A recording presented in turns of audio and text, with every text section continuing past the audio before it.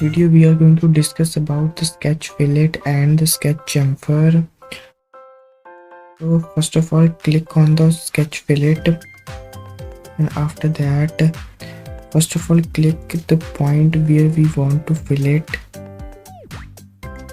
in this fashion, and after that specify the radius of the fillet.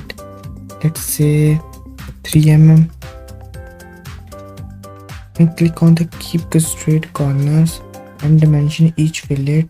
By selecting dimension each fillet, we can give dimension to each and every fillet in this fashion.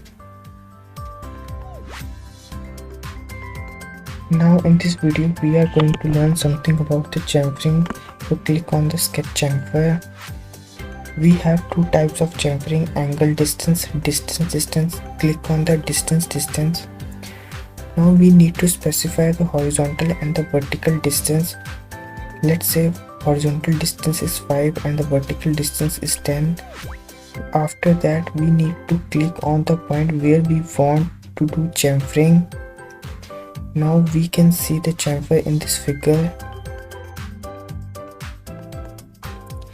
Now again select the sketch chamfer. This time click on the angle distance, which is second type of the chamfering. In this chamfer we need to specify the distance of the chamfer and the angle of the chamfer, and after that click on the point where we want to do chamfering, like this.